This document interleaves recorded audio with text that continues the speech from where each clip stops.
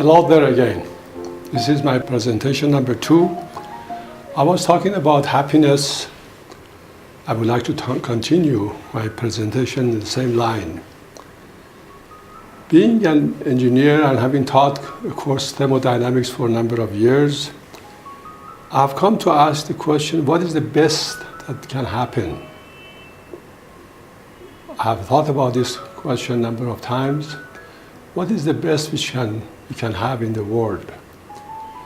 Again, I got the answer to my question in a very unique way, which I'd like to share with you.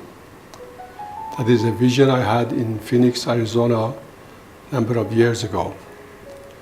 I was attending a seminar in Phoenix. At that time, I was a professor at Arizona State University.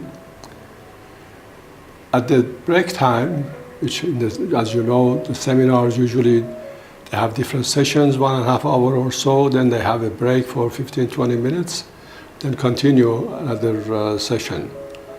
At one of these breaks, when everybody left the hall to go and have a coffee or tea to drink or whatever, I had the interest, I had the urge of sitting down and meditating. I found a chair in a corner of this busy hall. I sat there quietly and closed my eyes and relaxed myself.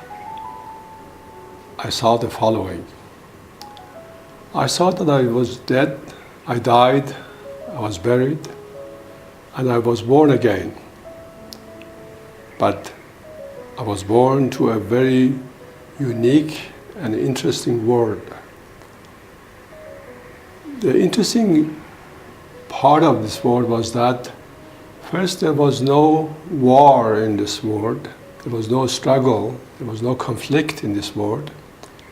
As a result, there was no ammunition, no weapons, no conflicts.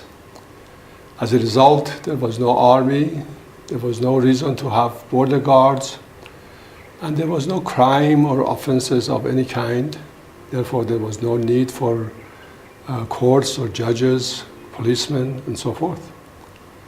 That was such a beautiful and peaceful world that I could witness as something which I never believed which was possible.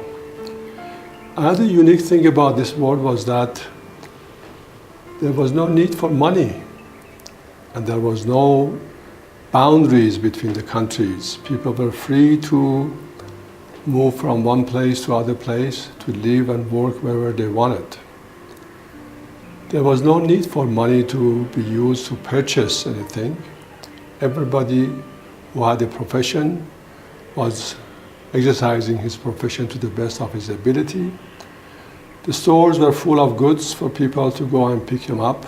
There were clerks in the stores to help people, but they simply picked up whatever they needed and just left. They didn't have to pay any money because there was no need for money. Another interesting thing was that people need to work only 20-25 hours per week instead of about 40 hours per week, which they do now.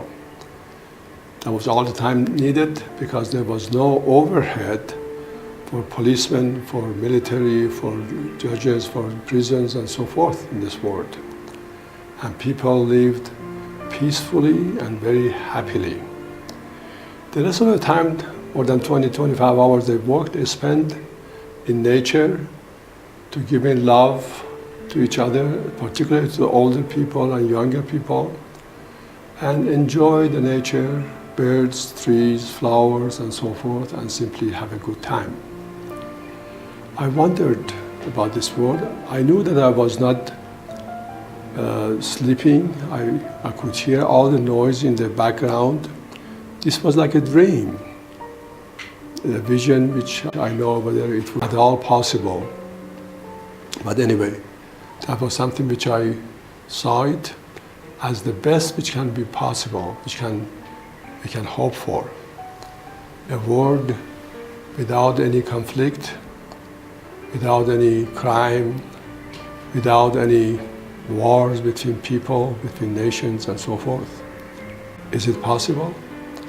I believe this is possible if we change our attitude toward attaining happiness. I mentioned when I was on sabbatical leave about 20 years ago at the University in Southern California, I wondered about happiness. I thought about happiness. I noticed that people are always after attaining more happiness. But great majority of the people in the world believe that wealth, fame, and power bring them happiness. Therefore, they were wealthy, but they try to increase their wealth, make more money, believing that more money will bring them more happiness. Or they were powerful, they had power, but they wanted to be more powerful with the hope, with the belief that with more power they will be happy. We know this is not the case. We know that simply increasing our happiness doesn't guarantee increasing our wealth doesn't increase our happiness, or one increasing his power doesn't increase his happiness. Therefore, if we want to be happy, if we want to have a happy society, we have to change our attitude toward securing and increasing our happiness.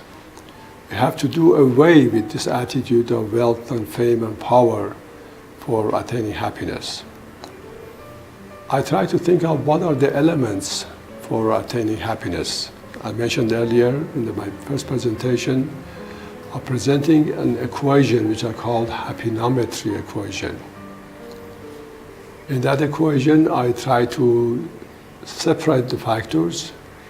For example, the equation reads as H equals to J minus F minus E.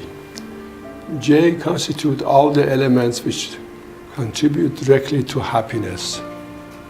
Elements like love, desire to serve, forgiveness, well-wishfulness, and things like that.